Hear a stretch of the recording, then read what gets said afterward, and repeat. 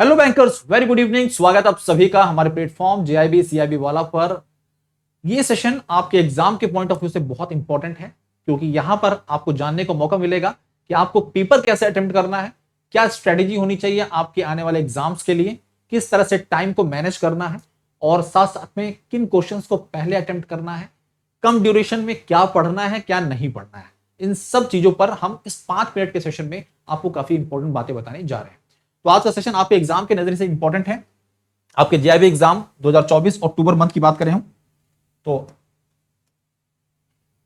अक्टूबर month 2024 में आपके exam schedule हैं। 20 अक्टूबर से आपके पेपर शुरू हो रहे हैं। आईएनएफएस का पेपर 20 अक्टूबर को है।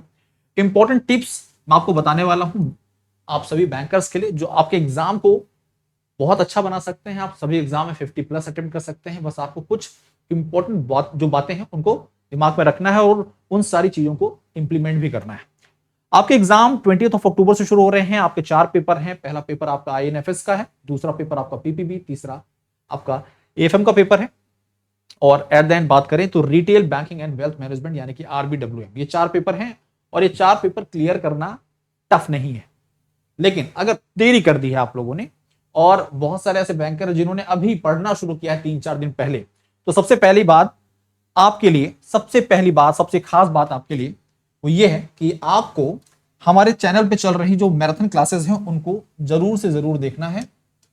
हमारा जो चैनल है जेआईबी सीआईबी वाला, इस पर मैराथन क्लासेस चल रही हैं आपकी। ये मैराथन क्लासेस जो हैं आपके एग्जाम के पॉइंट ऑफ व्यू से बहुत इंपॉर्टेंट है। जो मैराथन क्लासेस हैं, इन क्लासेस को जरूर से जरूर देखिए।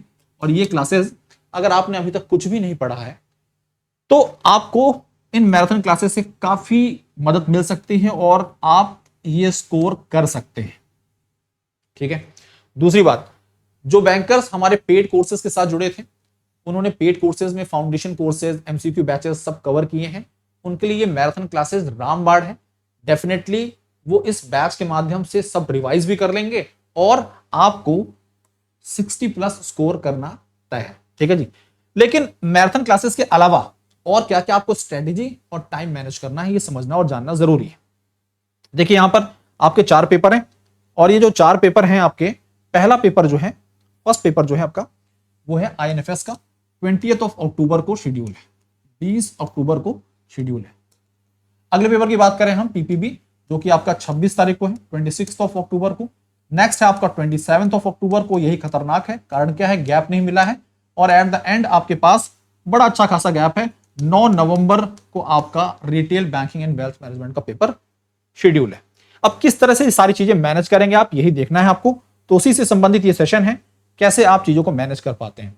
सबसे पहला आपका देखिए 20 तारीख को पेपर है, 20 अक्टूबर को। 20 अक्टूबर को आपका आईएनआईएफएस का पेपर है ना, इंडियन इकोनॉमी सरल भाषा में बोले तो। ठीक है, आईएनआईएफएस का पेपर। ठीक है। जिन बैंकर्स के द्वारा अभी तक कुछ भी नहीं पढ़ा गया, उनके लिए सबसे खास बात यह है कि वो हमारी जो चैनल पर मैराथन क्लासेस चल रही हैं, इन क्लासेस को जरूर से जरूर देखें, जरूर से जरूर देखें। लाइव नहीं देख पा रहे हैं, जैसे लाइव इस तरह से हमारा टाइम शेड्यूल किया गया कि आप लाइव क्लासेस देख सकें। अगर लाइव नहीं देख पा रहे तो रिकॉर्डेड फॉर्म में जरूर से जरूर देखें। ठीक है, ये क्लासेस आपको पास कराने के लिए पूरी दमखम दिखा रही है। ठीक है, बहुत अच्छे रिव्यूज जा रहे हैं। दूसरी बात 20 अक्टूबर को पेपर शेड्यूल है और आज है 18 तारीख। ठीक है, 2 दिन बचे हुए हैं। इन क्लासेस की मदद से ही आप आगे बढ़ सकते हैं। इन क्लासेस के अलावा भटकने की जरूरत नहीं। हाँ, अगर आपको इंपॉर्टेंट टॉपिक्स के बारे में जानकारी है, कम से कम 20 से 25 ऐसे इंपॉर्टेंट टॉपिक्स जो एग्जाम में डेफिनेटली पूछे जाते हैं, उन पर फोकस करना जरूरी है। इस समय आपको मॉड्यूल वाइज चीजों पर फोकस करने की जरूरत नहीं है। हाँ, ये कर सकते हैं कि हर मॉड्यूल से 5-5 टॉपिक जो इंपॉर्टेंट हैं, 6-6 टॉपिक इंपॉर्टेंट हैं, उनको इकट्ठा करिए, उनको कवर करिए, उनसे संबंधित एमसीक्यूज को पढ़ लीजिए। ठीक है, मैं ये नहीं बोलूंगा कि एक मॉड्यूल छोड़ दीजिए। जो भी आपको ये बोलता है कि आपको एक मॉड्यूल छोड़ देना है, 3 मॉड्यूल पर फोकस करना है, इस कॉन्सेप्ट को साइड करिए। हर मॉड्यूल से, जो आप जिस मॉड्यूल के बारे में सोच रहे हैं कि भाई इस मॉड्यूल को मैं स्किप कर दूंगा, उस मॉड्यूल से कम इंपॉर्टेंट क्वेश्चंस, इंपॉर्टेंट टॉपिक्स को फिनिश करना जरूरी है। आगे, जब भी आप पेपर अटेम्प्ट करते हैं, अब देखिए आप पेपर अटेम्प्ट करने की बात कर रहा हूं मैं, पेपर आप अटेम्प्ट कर रहे हैं, आप एग्जाम में बैठे हुए हैं, पेपर अटेम्प्ट कर रहे हैं, आपके सामने नंबर ऑफ क्वेश्चंस दिए गए हैं। कई बार कुछ ऐसे क्वेश्चंस होते हैं जो बड़े लेंदी होते हैं, बड़े लॉजिकल से होते हैं, इट विल टेक टाइम, उनमें समय भी लगता है। लेकिन आपको लग रहा है ऐसा कि भाई इसमें हमें समय ज्यादा लगेगा, इसमें टाइम कंज्यूम ज्यादा होगा, आप नेक्स्ट क्वेश्चन पर स्किप कर सकते हैं और इस क्वेश्चन को बाद में आकर भी देख सकते हैं। ठीक है, पहले आपका टारगेट होना चाहिए वो आसान क्वेश्चन जिनसे आप 50 प्लस क्या इकट्ठा कर लें, 50 प्लस क्रॉस कर जाए। तो वो टॉपिक्स, वो क्वेश्चंस जो आसान है, जो स्कोरिंग है, जो आप कर सकते हैं अटेम्प्ट, जिनमें टाइम कम लग रहा है, सबसे ज्यादा उस पर फोकस करना है। ऐसा ना कि टाइम निकल जाए और एट द एंड पहुंचे आप तो आसान क्वेश्चन रह जाए। ठीक है, तो जो लेंदी क्वेश्चन है आप उसे स्किप कर सकते हैं और एट द एंड आप वापस आकर उसे देख सकते हैं। दूसरी चीज, आप जब एग्जाम को अटेम्प्ट करेंगे तो बहुत सारे आपको क्वेश्चंस मिलेंगे स्टेटमेंट बेस्ड, जिसमें लंबे लंबे स्टेटमेंट्स दिए हुए होंगे जिनको पढ़ना पड़ेगा। तो आप वहां पर एलिमिनेशन मेथड का इस्तेमाल कर सकते हैं। एलिमिनेशन मेथड का मतलब है कि आप उन ऑप्शंस को पहले एलिमिनेट कर दीजिए जो कि गलत हैं, जो क्वेश्चन से बिल्कुल भी रेलेवेंट नहीं है। इससे क्या होता है कि आप सही जवाब के काफी करीब पहुंच जाते हैं। मैं अपनी रेगुलर क्लासेस में ये कॉन्सेप्ट बताता रहता हूं, ये फंडा बताता रहता हूं। आप जब इसे इंप्लीमेंट करेंगे तो आप फील करेंगे कि सही में कई क्वेश्चंस आपको इस तरीके से, इस टेक्निक से आपके सही हो रहे हैं। ठीक है, तो ये तो बात होगी कि आप 20 अक्टूबर का पेपर देने जा रहे हैं उससे संबंधित। अब आपका जो नेक्स्ट पेपर है वो है 26 अक्टूबर एंड 27 अक्टूबर, 26 और 27 को 2 दिन आपके लगातार पेपर है। सबसे पहले आप किस पेपर पे ज्यादा फोकस करना चाह रहे हैं ये भी आपको समझना पड़ेगा। अगर आप दोनों को साथ में लेके चल रहे हैं तो आपके दिमाग में इन दोनों ही सब्जेक्ट से जुड़े हुए इंपॉर्टेंट टॉपिक्स होने चाहिए कि भाई वो कौन से टॉपिक्स हैं जिनको मिस नहीं करना है और जो डेफिनेटली एग्जाम में पूछे जाते हैं। तो अगर आपको ये दोनों ही पेपर एक साथ क्लियर करने हैं, देखिए आमतौर पर बच्चा कंफ्यूज होता है, बैंकर कंफ्यूज होंगे, भाई 27 वाले पेपर में समय नहीं मिल रहा है, कैसे इन 6 दिनों के अंदर सारी चीज मैनेज करें। मैनेज करना पड़ेगा, बैंक मैनेज कर रहे हैं आप लोग, बड़ी पॉपुलेशन मैनेज कर रहे हैं, है ना, तो ये भी मैनेज कर ले जाएंगे, पूरा भरोसा है। तो सबसे पहले जो इंपॉर्टेंट टॉपिक्स हैं इनको फोकस करना बहुत जरूरी है, इन पर फोकस करना बहुत जरूरी है। ठीक है, इनको पूरा कवर करिए, साथ साथ में जो हमारी मैराथन क्लासेस हैं उन पर पूरा फोकस करिए। मैंने जो आपको एलिमिनेशन मेथड बताया है ना, मैराथन क्लासेस जो हैं उन पर पूरा फोकस करिए। कम समय में ये क्लासेस आपके लिए रामबाण इलाज है। ठीक है, तो आप समय बांट सकते हैं, टाइम बांट सकते हैं कि भाई शुरू के 3 दिन जो है आप पीपीबी पढ़ेंगे, आखिरी के 3 दिन आप एएफएम पढ़ेंगे। ठीक है, तो शुरू के 3 दिन में आप सारे वो इंपॉर्टेंट टॉपिक, सारे कॉन्सेप्ट कवर कर लीजिए पीपीबी के, और आखिरी के 3 दिन जो है एएफएम।